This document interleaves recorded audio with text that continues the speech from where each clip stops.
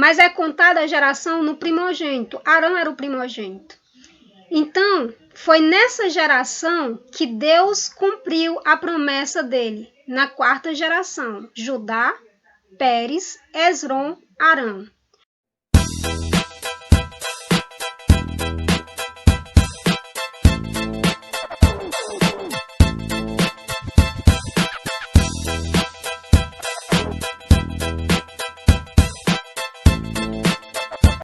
Olá, gente linda, a graça e a paz do nosso Senhor Jesus Cristo. Hoje eu vim conversar com você um pouco sobre a palavra de Deus, né? E o tema dessa palavra é a veracidade da palavra de Deus. A palavra veracidade vem de verdade, né? Verdadeira. Então nós sabemos que a palavra de Deus, como o Senhor Jesus falou em João capítulo 14, né? É a verdade. Ele mesmo é a própria verdade, é a palavra de Deus. E nós estamos no período da Páscoa, né? A Páscoa judaica, onde o mundo todo comemora essa Páscoa judaica, a Páscoa que vem do povo judeu, né? De algo que Deus fez pelo povo judeu há mais de 3.500 anos atrás, mas que de geração em geração eles vêm comemorando a Páscoa como Deus estabeleceu essa festa como uma lei perpétua para eles cumprirem todos os anos, para se lembrarem do que Deus fez por eles, né? Lá no Egito, libertando eles do cativeiro. E isso é muito legal. Sempre que eu estou pensando nas coisas de Deus, na palavra de Deus, e eu vejo o que acontece, né, ao nosso redor, no mundo que nós estamos vivendo, cada vez mais me dá mais fé na palavra de Deus, me dá mais credibilidade à palavra de Deus, né?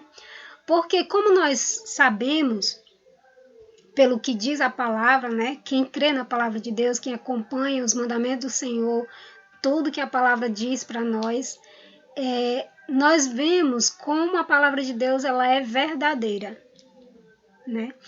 E é exatamente isso, pelo que a gente está vendo, o mundo todo comemorando a Páscoa, algo que aconteceu com o povo judeu, que Deus libertou, né, lá no Egito, e como tudo que está escrito é a verdade. Deus, no capítulo 15 de Gênesis, capítulo 15, a partir do 13, Deus fala assim para Abraão: então o Senhor lhe disse, saiba que os seus descendentes serão estrangeiros numa terra que não lhes pertencerá, onde também serão escravizados e oprimidos por 400 anos. Mas eu castigarei a nação a quem servirão, como escravos, e depois de tudo sairão com muitos bens.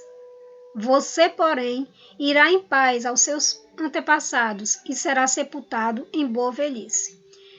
Na quarta geração, os seus descendentes voltarão para cá, porque a medida dos amorreus ainda não atingiu a medida completa. E é muito interessante isso, porque a gente vai vendo como a palavra de Deus ela se complementa, né? Ela tem um comprimento de várias passagens, o tempo de tudo se cumprir, todas as promessas de Deus se cumprir. Quando nós olhamos em Mateus capítulo 1, onde nós vemos ali a genealogia de Jesus, nós podemos ver o cumprimento de Deus, como aconteceu exatamente como Deus disse, depois de 400 anos. Olha só que interessante, a genealogia do Senhor Jesus Cristo, em Mateus capítulo 1, a partir do 1 até o 4, diz assim: registro da genealogia de Jesus Cristo, filho de Davi, filho de Abraão. Abraão gerou a Isaque, Isaque gerou a Jacó. Jacó gerou a Judá e a seus irmãos. Judá gerou a Pérez e Zerá, cuja mãe foi Tamar. Pérez gerou a Esrom, Esrom gerou a Arão. E nós vamos parar bem aqui em Arão, porque essa é a geração a qual Deus se referia. Quando o povo judeu foi para o Egito, eles estavam na geração de Judá. que foi a geração de José, né? Era aquela geração ali de filhos de Jacó. As gerações, elas são estabelecidas pelo primogênito. Então, Abraão gerou a Isaac, Isaac gerou a Jacó. Jacó gerou a Judá. Na geração de Judá, com seus irmãos, até José, né, até Benjamim, foi quando eles foram para o Egito. Então, Deus disse que as gerações, os descendentes de Abraão, seriam peregrinos na terra e eles iriam, né, para um lugar que não pertenceriam a eles, mas que lá eles seriam escravizados. Então, na geração de Judá, eles foram para o Egito, no tempo de José.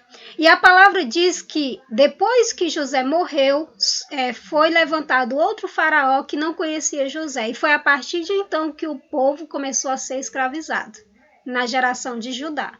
Judá, Pérez, Esrom, Arão, quarta geração. E Arão é a mesma geração de Moisés, que era o irmão de Arão. Mas é contada a geração no primogênito. Arão era o primogênito. Então, foi nessa geração que Deus cumpriu a promessa dele, na quarta geração. Judá, Pérez, Esrom, Arão. Nessa geração de Arão, Deus levantou um libertador que foi Moisés, para libertar o povo dele e cumprir a promessa que Deus tinha dito, que quando se cumprisse o nível de maldade, de iniquidade do povo amorreu, Deus iria libertar o seu povo. Então assim aconteceu. E Deus ele fez várias promessas. Na palavra dele fez várias promessas que se cumpriram, cada uma a seu tempo. A palavra de Deus diz que quando José morreu, se levantou outro faraó que não conhecia José, e esse começou a escravizar o povo de Deus, na geração de Judá. E o povo foi escravizado por 400 anos. E quando completou a medida da iniquidade dos amorreus, Deus cumpriu a sua promessa feita a Abraão, levantando Moisés, que era irmão de Arão, o primogênito, que consta na genealogia, para ser o libertador de seu povo. É interessante esse texto de Gênesis 15, 16, na versão King James atualizada, porque ela nos traz um conhecimento mais esclarecedor. Diz assim na King James: depois da quarta geração, teus descendentes retornarão para estas terras, porquanto não expulsarei os amorreus até que eles se tornem tão malignos que mereçam ser severamente castigados. E aqui nós vemos uma garantia para nossos dias. Muitos dizem assim: Deus não existe, porque se Deus existisse não haveria tanta maldade no mundo.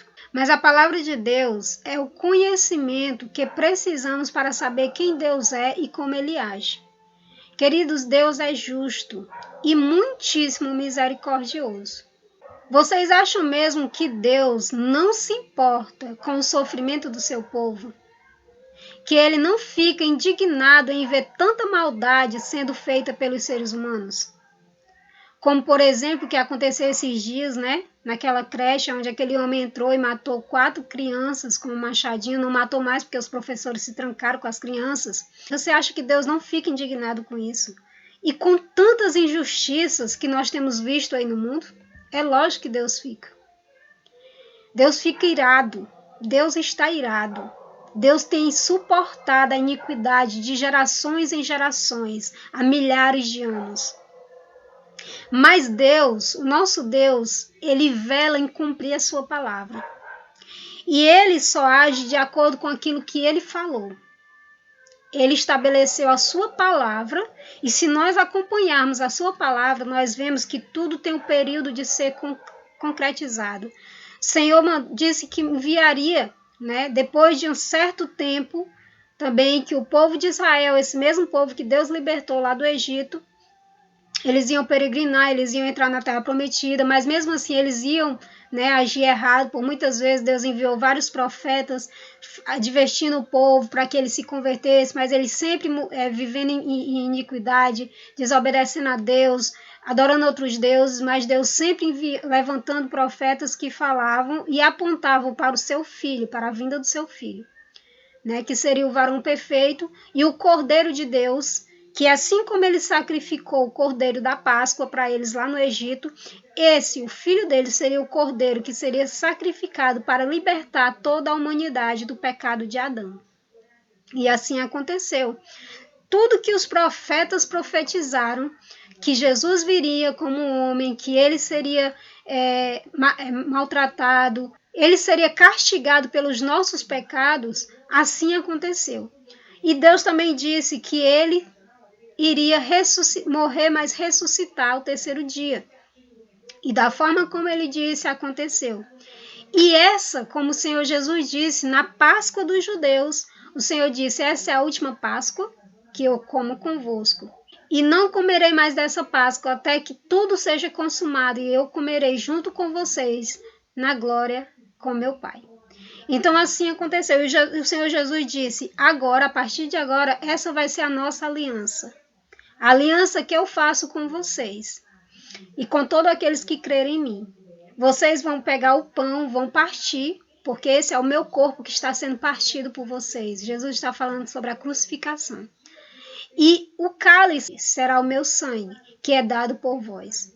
E vocês vão fazer isso sempre. E da mesma forma como os judeus comemoram a Páscoa judaica todos os anos, como Deus estabeleceu aquela Páscoa, nós cristãos comemoramos a Páscoa do Senhor, a ceia do Senhor, partindo o pão, tomando o cálice e lembrando do que Jesus fez naquela cruz por nós.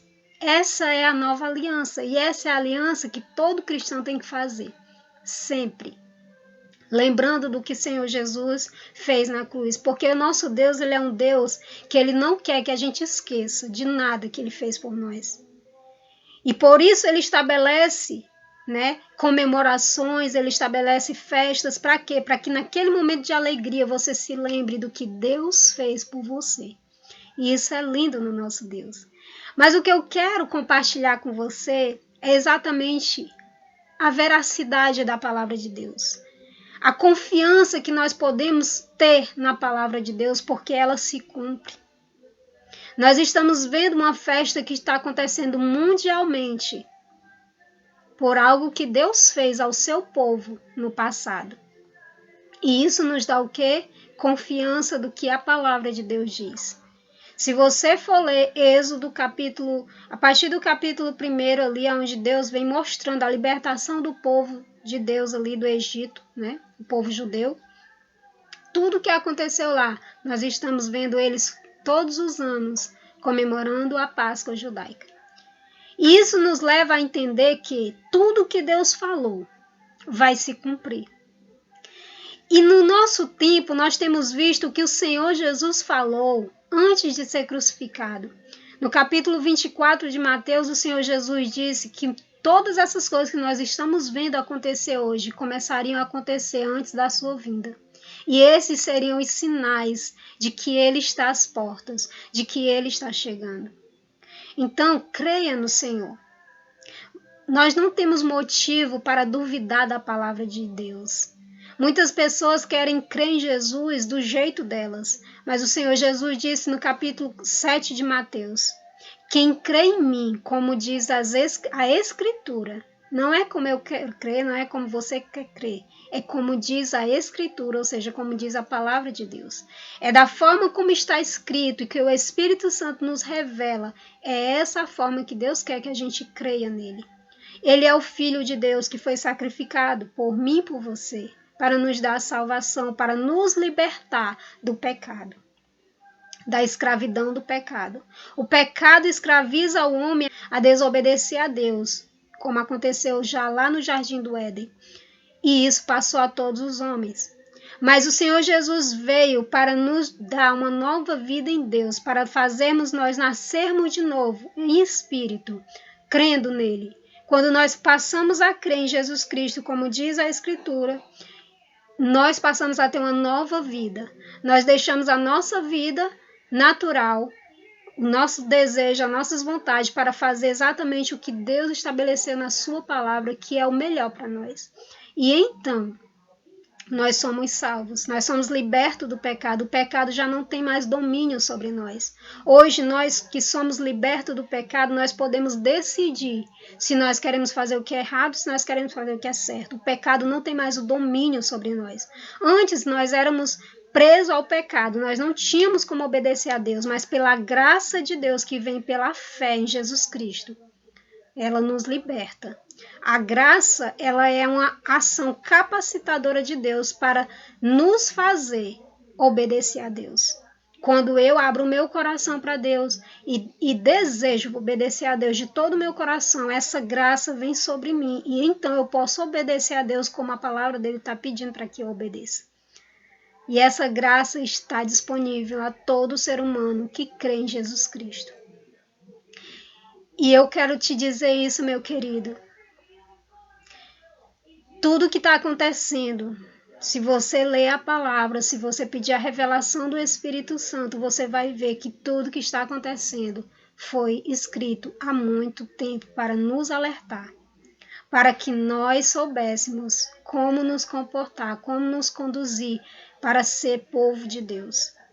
Porque Deus, ele vela em cumprir a sua palavra e ele diz que nada vai, nem um tio, nem um pigo do i vai passar sem que tudo se cumpra. Toda a palavra de Deus vai se cumprir no tempo determinado.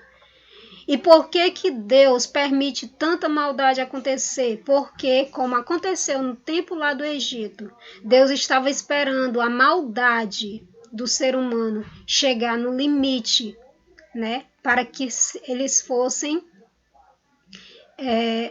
para que a ira viesse sobre eles. Como diz aqui essa versão da King James, né? Depois daquelas gerações, os teus descendentes se tornarão essa terra, porquanto não expulsarei os amorreus até que eles se tornem tão malignos que mereçam ser severamente castigados. Então, Deus também estabeleceu um tempo para ele voltar. Mas ele diz que quando os sinais que ele deixou fosse cumprido, né? E que a iniquidade se multiplicaria de tal forma no mundo, então viria o fim. Então, Deus está esperando que chegue no limite dele, não no nosso, mas no limite dele. Vai chegar um momento em que Deus já não suporta mais a iniquidade do ser humano. Deus tem esperado, o apóstolo Pedro fala no capítulo 3 da sua carta, dizendo: Deus não retarda a sua promessa, ainda que alguns achem que seja tardia, né? Que muitos dizem, quanto tempo a gente ouve falar que Deus vai voltar, que Jesus vai voltar, desde que os pais dormem, ou seja, desde que o mundo é mundo, a gente ouve essa conversa de que Jesus vai voltar, mas o apóstolo Pedro diz, mas não tenha isso como algo ruim, pelo contrário, veja nisso aí a longanimidade de Deus, a bondade de Deus, esperando que todos se convertam, porque a vontade de Deus é que todos se convertam, mas nem todos vão se converter. Então Deus está esperando que a totalidade também dos santos, né, se complete, todos aqueles que vão crer no Filho dele, porque ele tem a presciência, ele sabe, todos que vão crer. Quando chegar na totalidade, então virá o fim. Mas nós já estamos vendo os sinais acontecendo, tudo que está acontecendo no livro de Apocalipse, que é o livro da revelação de Jesus Cristo para a sua igreja, né, para os que creem nele. Está dizendo ali tudo que está acontecendo nos nossos dias, já está acontecendo nos nossos dias. Os selos já estão abertos, já está acontecendo tudo que está dizendo ali. A partir do capítulo 5 de Apocalipse, já está acontecendo. Depois dos selos vem as trombetas, né? E depois disso, então, a ira de Deus será derramada. Mas depois que a igreja for arrebatada, então virá o derramamento da ira de Deus sobre todo ser humano. E que nós possamos olhar para isso e crer na palavra de Deus. Crer, porque ela é a verdade. O Senhor Jesus disse, eu sou o caminho, a verdade e a vida, e ninguém vai ao Pai senão por mim. Então que nós possamos crer em Jesus, crer na palavra que é Jesus, né? Ele é o caminho, ou seja, ele é a forma pela qual nós devemos nos conduzir. Amém? Essa foi a palavra que veio ao meu coração para compartilhar com você hoje. E eu espero que o Espírito Santo fale ao teu coração e assim nós possamos andar conforme a vontade do Senhor. Amém? Que o Senhor te abençoe e te guarde. Que Ele resplandeça sobre você a sua luz e te esclareça todas as coisas.